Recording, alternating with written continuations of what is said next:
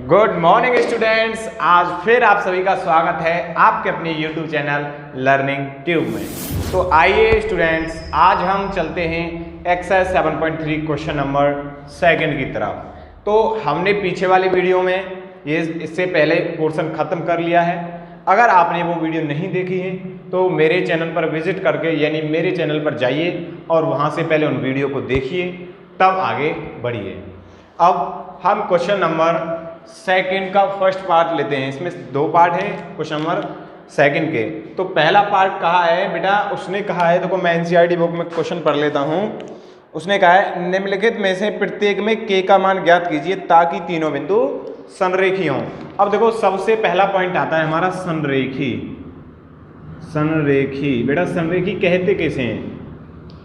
संरेखी का मतलब है समान रेखा पर स्थित, यानी एक ही रेखा पर स्थित बिंदु। तो संरेखी मीन्स एक रेखा पर स्थित बिंदु।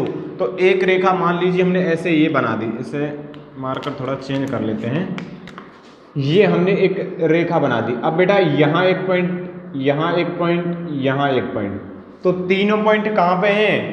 एक रेखा पर स्थित हैं। जब तीनों पॉइंट एक रेखा पर स्थित हैं तो अब मुझे बता सकते हैं क्या ये त्रिभुज बन रहा है, क्या ये ट्रायंगल बन रहा है? ट्रायंगल ये होता है, ट्रायंगल ये जिसकी 3 साइड होती हैं। क्या इन 3 बिंदुओं से ट्रायंगल बन रहा है? नहीं बन रहा है मेरे प्यारे स्टूडेंट्स।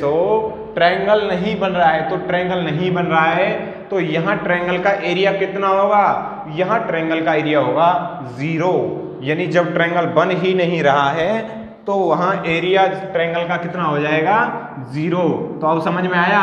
यानी संरेखी बिंदुओं से जो त्रिभुज बनाते हैं तो उसका एरिया 0 होता है। उसने हमसे पहले ही कहा है कि ये तीनों बिंदु संरेखी हैं, यानी एक ही रेखा पर स्थित है। तो अगर इन तीनों से एरिया ऑफ ट्रायंगल निकाला जाए, यानी एरिया निकाला जाए, ट्रायंगल का क्षेत्रफल निकाला जाए, तो कितना होगा? 0 होगा। तो फॉर्मूला लिखते हैं। सबसे पहले फॉर्मूला क्या है हमारे पास? एरिया ऑफ ट्रायंगल का 1/2 x1 मॉड के अंदर होता है, याद रखना, y2 minus y3 plus x2, y3 minus y1 plus x3,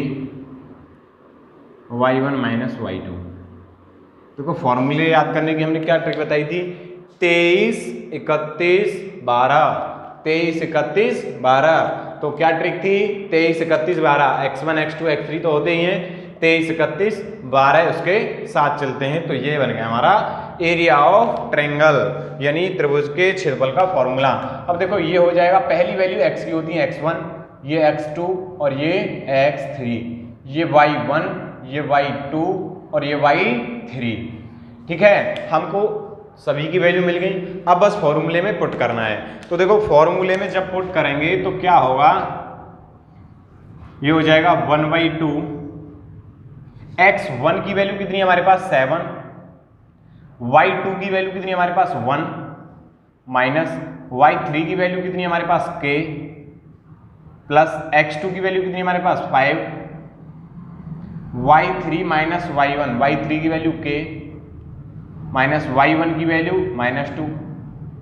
यहाँ याद रखना है, अक्सर बच्चे गलती करते हैं। देखो y3 की वैल्यू k है, माइनस फॉर्मूले का लगाया, y1 की वैल्यू भी -2 है, इसलिए यहाँ 2 माइनस लगाने पड़ते हैं। प्लस x3 की वैल्यू कितनी है हमारे पास? 3। y1 की वैल्यू कितनी है हमारे पास? -2 माइनस y2 की वैल्यू कितनी है हमारे पास? 1। ये आ गया इक्वल टू कितना आने वाला है? 0। ये 0 क्यों आया? क्योंकि तीनों बिंदु संरेखी हैं। इनसे बनने वाला त्रिभुज, उसका जो एरिया होगा वो कितना होने वाला है? Equal to 0। इसलिए हमने इसको 0 के इक्वल रखा है, क्योंकि इसका एरिया इसी से निकलता है और इसका एरिया हमको पता है पहले से क्या है 0। तो इसलिए इक्वल टू इसका 0 रख दिया। अब इसको आगे सॉल्व करते हैं तो ये आएगा 1/2।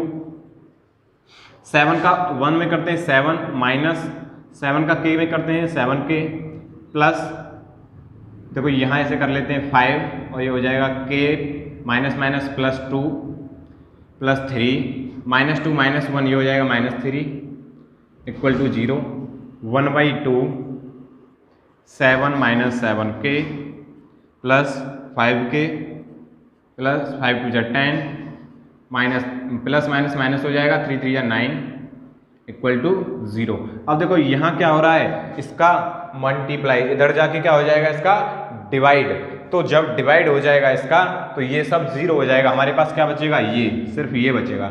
इसको सॉल्व कर लेते हैं ना, 7k प्लस 5k, तो यहाँ बचेगा माइनस के 2k। उसके बाद 10 7 17 माइनस 9 करते हैं, कितना आ जाएगा हमारे पास, ये आ जाएगा प्लस का 8 इक्वल टू 0, क्योंकि ये तो इंटू हो रहा था 1/2 का, इधर डिवाइड, और जब 0 को किसी से डिवाइड करते हैं तो वो सब 0 हो जाता है, इक्वल टू 0 हो गया। यहाँ से अगर हम कॉमन ले लेते हैं बेटा, कितना कॉमन लेते हैं, -2 कॉमन ले लेते हैं, तो यहाँ कितना बचने वाला है, यहाँ बचने वाला है k, क्योंकि देखो माइनस बाहर कॉमन ले लिया है, k बचेगा। यहाँ प्लस है तो माइनस कॉमन लिया है तो यहाँ माइनस का 4 बचेगा इक्वल टू 0। अब इसका भी इंटू हो रहा है, ये भी उसके साथ 0 हो जाएगा, तो हमारे पास क्या बचेगा, k माइनस 4 इक्वल टू 0। यहाँ से k की वैल्यू कितनी मिल गई हमको, 4। यानी अगर यहाँ k की वैल्यू 4 रख दी जाए, तो अगर यहाँ k की वैल्यू 4 रख दी जाए और तब ट्रायंगल का एरिया निकाला जाए तो हमारे पास कितना एरिया आने वाला है, 0। ये आप करके देख सकते हैं, 0 ही आएगा। ठीक है, अभी आशा करता हूँ समझ में आ गया होगा, नहीं आया है तो एक बार वीडियो को पॉज करें, दोबारा से समझ लें, अच्छी तरह आ जाएगा। उसी के साथ हम अगले क्वेश्चन की तरफ चलते हैं। अगर वीडियो अच्छी लग रही है तो लाइक करते रहें और चैट करते रहें, यानी लाइव चैट में। देखो लाइव चैट इसलिए नहीं होती है कि तुम जो है ऐसे ही कमेंट करते रहो, लाइव चैट इसलिए होती है जो भी तुमको पढ़ाया जा रहा है, यानी हम कह रहे हैं बेटा x1 की वैल्यू कितनी है, तो तुमको तुरंत ही कमेंट करना चाहिए सर 7। हम कह रहे हैं बेटा x3 की वैल्यू कितनी है, तो तुरंत ही कमेंट करना चाहिए लाइव चैट में क्या, सर 3। तो इसी प्रकार ऐसे ही अगर तुम उसमें स्टडी करते रहोगे या कॉपी पेंसिल लेके बैठो तो उसमें स्टडी करते रहो। या लाइव चैट इसीलिए नहीं होती है बेटा, कमेंट करते रहो, बस इसलिए होती है उसमें कमेंट ज्ञान ध्यान की बातें यानी स्टडी से रिलेटेड करते रहो। ठीक है, उसी के साथ हम आगे चलते हैं, स्क्रीनशॉट लेना है ले सकता है। चलिए अगले क्वेश्चन की तरफ चलते हैं स्टूडेंट्स। देखो अगले क्वेश्चन में यानी जो आगे वाला हमारा क्वेश्चन है उसमें क्या क्या दिया हुआ है, ये 3 बिंदु दे रखे हैं। एक पहला बिंदु है 8,1 k, -4 2, -5। ये हमको बेटा 8,1 k, -4 2, -5 पॉइंट्स हमको दे रखे हैं। अब उसने कहा है यदि ये तीनों बिंदु संरेखी हैं यानी एक ही रेखा पर स्थित हैं तो k की वैल्यू क्या होगी। तो बेटा हमने अभी आपको बताया था स्टूडेंट्स, मेरे प्यारे स्टूडेंट्स को मैंने अभी आपको बताया है, क्या बताया है कि जो यदि तीनों बिंदु संरेखी होते हैं, यदि तीनों बिंदु संरेखी होते हैं तो ट्रायंगल का एरिया 0 होता है, यानी ट्रायंगल बनता ही नहीं है तो एरिया 0 होता है। तो इसी के साथ हम इस फॉर्मूले में पुट करते हैं, इक्वल टू 0 लगा देंगे। अब कमेंट करिए x1 की वैल्यू, जल्दी से बताइए x1 की वैल्यू लिखिए, जल्दी से लाइव चैट में लिखिए x1 की वैल्यू कितनी है, इसमें से बताइए। x1 की वैल्यू है 8। y2 की बताइए जल्दी से, y2 की बताइए सभी। y2 की है -4 माइनस y3 की कितनी है -5 प्लस x2, बोलिए x2 की k, y3 की बोलिए -5 माइनस y1 की वैल्यू 1 प्लस x3 की वैल्यू 2, y1 1 माइनस y2 -4। इतना समझ आया। यहाँ तो सिर्फ वैल्यूज पुट करनी है बस। यहाँ अगर आपसे गलती होने वाली है तो वो कहाँ होगी, सिर्फ साइन के साथ गलती होने वाली है। साइन सही से लगाना है, एक फॉर्मूले का माइनस होता है, एक y3 की वैल्यू भी माइनस की है, तो इसलिए साइन लगाने में कोई भी गलती ना करें। आगे इसको सॉल्व करते हैं तो इक्वल टू 0, क्योंकि यहाँ तीनों बिंदु संरेखी हमें दिए हुए हैं। जब तीनों बिंदु संरेखी होते हैं तो क्या होता है, जब तीनों बिंदु संरेखी होते हैं तो ट्रायंगल का जो एरिया होता है बच्चों वो 0 होता है। तो इसका वैल्यू जो आने वाली है, इसकी जो वैल्यू आने वाली है वो 0 आएगी, तो इसलिए हमने पहले से ही 0 रख लिया है, क्योंकि संरेखी बिंदु हैं। संरेखी का मतलब है एक ही रेखा पर स्थित, इंग्लिश में इन्हें कहते हैं कॉलिनियर पॉइंट्स। तो देखिए इसको आगे सॉल्व करते हैं। 1/2 8 -4 माइनस प्लस 5 प्लस k, -5 -1 ये हो जाएगा -6 प्लस 2 ये हो जाएगा 1 प्लस 4 इक्वल टू 0 आगे इसको सॉल्व करते हैं, इसे आगे सॉल्व करते हैं तो देखो कैसे होगा। 1/2 8, यहाँ देखो 8 5 - 4, तो यहाँ 1 बचने वाला है। 1 का इंटू अगर 8 के साथ करते हैं तो इतना ही आएगा। देखो माइनस प्लस माइनस हो जाएगा 6k, ठीक है, प्लस 4 और 1 को ऐड करते हैं तो कितना आएगा 5, यानी 5 5 2 10 equal to 0। 1/2 10 8 18 minus 6k equal to 0, ठीक है। उसके बाद यहाँ सॉल्व करते हैं। 1/2 का यहाँ इंटू हो रहा है, डिवाइड में पहुँच जाएगा, ये बचेगा 18 माइनस 6k इक्वल टू 0। इस 6k को इधर पहुँचा देते हैं, ये हो जाएगा 18 इक्वल टू 6k। यहाँ इंटू हो रहा है, इधर डिवाइड हो जाएगा, k इक्वल टू हो जाएगा 18/6, तो 6 3 जा 18, k इक्वल टू आ गया बेटा 3। आशा करता हूँ समझ में आ गया होगा। तो k की कौन सी ऐसी वैल्यू है जिससे ये तीनों पॉइंट कॉलिनियर हो जाएंगे? k की वैल्यू 3 है, जिससे तीनों पॉइंट कॉलिनियर यानी संरेखी हो जाएंगे। आशा करता हूँ समझ में आ गया होगा। वीडियो को लाइक करें, चैनल को सब्सक्राइब करते रहें और दोस्तों के साथ शेयर ज़रूर करें। तो इसी प्रकार हम अगले क्वेश्चन की तरफ चलते हैं। सभी राइट डाउन कर लें इसे, कमेंट बॉक्स का उपयोग करें, कॉपी पेंसिल लेके बैठे, स्क्रीनशॉट ले लीजिए। उसके बाद हम अगले क्वेश्चन की तरफ चलते हैं। तो उसी के साथ हम अगले क्वेश्चन की तरफ चलते हैं। आगे वाले क्वेश्चन में स्टूडेंट्स क्या कहा गया है वो पढ़िए।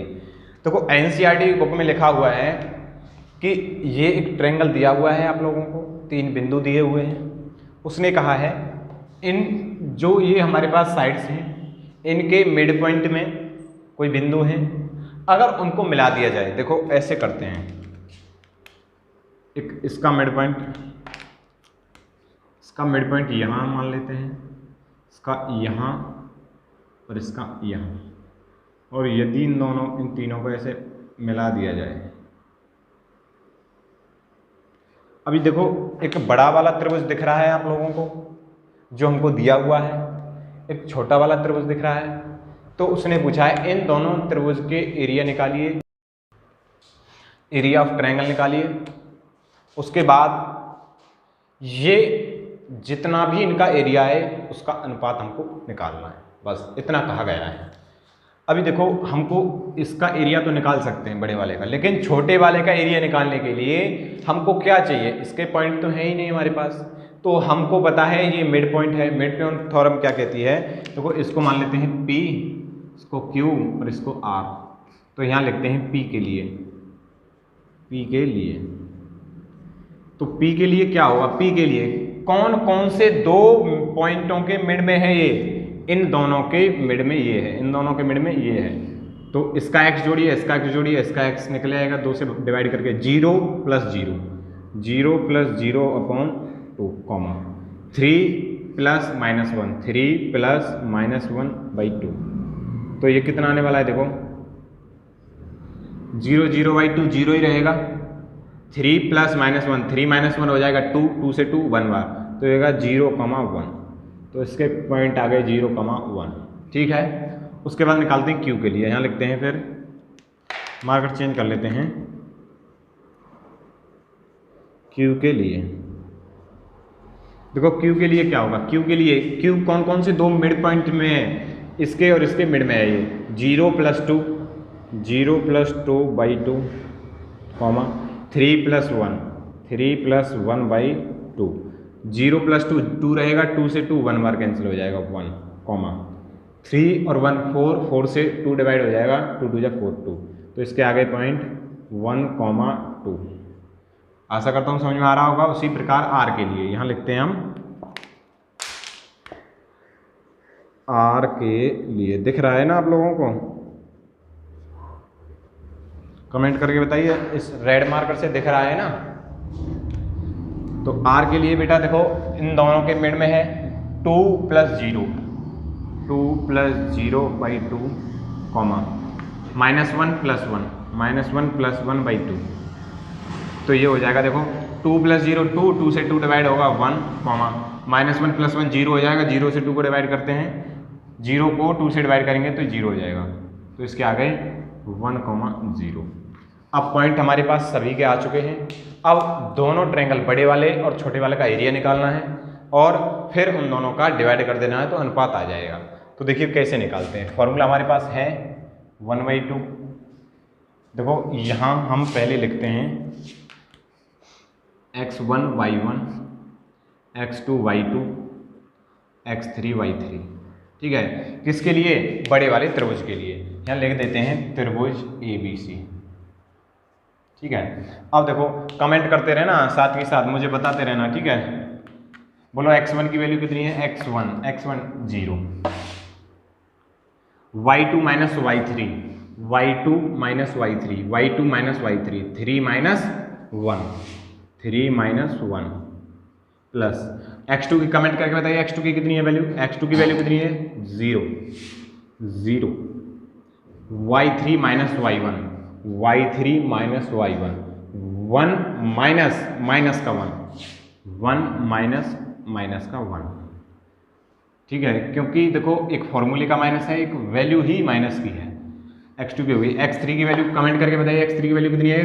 2, y1 minus y2, y1 minus y2, y1 minus y2, minus 1 minus 3, minus 1 minus 3, ये हो गया। ठीक है, अब इसको आगे सॉल्व करते हैं। ये हो जाएगा 1/2। 0 से किसी का इंटू होगा वो सब 0, ये तो 0 हो गया पूरा, प्लस इसका इंटू होगा ये भी 0 हो गया, प्लस माइनस 3 माइनस 1 कितना हो जाएगा? माइनस का 4, 4 2 जा 8, तो ये हो जाएगा माइनस का 8। तो ये होने वाला है, देखो 1/2 इंटू माइनस का 8, ये हो जाएगा माइनस का 4। एरिया कभी नेगेटिव नहीं होता है तो इसका आंसर आ जाएगा 4। ठीक है, ये बड़े वाले त्रिभुज का आंसर आ गया। अब देखो हम निकालते हैं छोटे वाले के लिए, त्रिभुज PQR। फॉर्मूला तो यही है, बस वैल्यू चेंज हो जाएंगी। ये हो जाएगी x1 y1, ये हो जाएगा x2 y2, ये हो जाएगा x3 y3। अभी इन वैल्यूज़ को पुट करते हैं, बताते रहना, साथ के साथ कमेंट करते रहना। 1/2, x1 की वैल्यू जल्दी से होता है, x1 की value x1 0, y2 minus y3, y2 minus y3, 2 minus 0, 2 minus 0 plus x2 की वैल्यू 1, x2 के बाद क्या आता है? y3 minus y1, y3 minus y1, 0 minus 1, 0 minus 1 plus x3 की वैल्यू कितनी है हमारे पास? 1। ठीक है, उसके बाद क्या आता है? y1 minus y2, y1 minus y2, y1 minus y2, 1 minus 2, 1 minus 2। ठीक है, अभी देखो 1/2, ये तो पूरा कैंसिल, 0 ही हो गया क्योंकि 0 से इंटू हो रहा है। अभी देखो यहाँ कितना बचने वाला है? 1, 0 माइनस 1, माइनस 1 होगा, माइनस 1 का इंटू होगा तो ये माइनस 1 ही हो जाएगा, प्लस 1, ये यहाँ माइनस 1 बचेगा। उसके बाद इसको यहाँ सॉल्व करते हैं, ये हो जाएगा 1/2, माइनस 1 कितना हो जाएगा? माइनस का 2, 2 से 2 कैंसिल, आंसर आ गया -1। एरिया नेगेटिव नहीं होता है तो 1 आ गया। अब अगर इन दोनों का अनुपात निकलवाए, क्या निकलवाए? अनुपात दिख रहा है ना यहाँ तक आप लोगों को? अनुपात पूछे तो कितना आएगा? 1 और इसका 4, तो 1 4 यानी 1/4। ABC दिख रहा है ना यहाँ? दिख रहा है? ABC अनुपात त्रिभुज PQR इक्वल टू 1/4, ये आ गया। आशा करता हूँ समझ में आ गया होगा। अगर समझ में नहीं आया है, थोड़ी बहुत कन्फ्यूजन है तो उसे कमेंट करके बताएं। अगले प्रीमियर में मैं आपका उसका उत्तर ज़रूर दूंगा। अगर ये समझ में नहीं आया, एक बार वीडियो को बैक करके दोबारा से देख लें, लाइक करें, चैनल को सब्सक्राइब करें और दोस्तों के साथ इतना शेयर करें कि जितने भी आप लोगों के दोस्त हों रिलेशनशिप में, उन सभी के साथ शेयर करें, जिससे हमको भी थोड़ा बहुत आपसे फ़ायदा मिल सके। और इसी प्रकार आप लोग मेरी सहायता करते रहिए। आप लोगों ने मेरा इन दिनों में बहुत ख्याल रखा है, यानी इतना जल्दी जो है हमारा चैनल प्रोग्रेस की तरफ चल रहा है, तो मैं चाहूँगा कुछ ही दिनों में हम लाइव स्ट्रीम शुरू करेंगे। यहाँ बहुत सारे सामान की ज़रूरत बेटा होता है ना, ये रूरल एरिया है, यहाँ सब कुछ नहीं मिल पाता है। नेट की व्यवस्था इतनी अच्छी नहीं हो पाती है लाइव स्ट्रीम के लिए। लाइव स्ट्रीम भी हम जल्दी से जल्दी करने की कोशिश करेंगे। जैसा आपका प्यार हमको मिल रहा है उसी प्रकार मिलता रहे तो हम आपके साथ जल्द से जल्द लाइव स्ट्रीम करने की कोशिश करेंगे। उसी प्रकार मैं आपसे रोजाना की तरह विदा लेता हूँ। मिलते हैं अगली क्लास की ओर। धन्यवाद।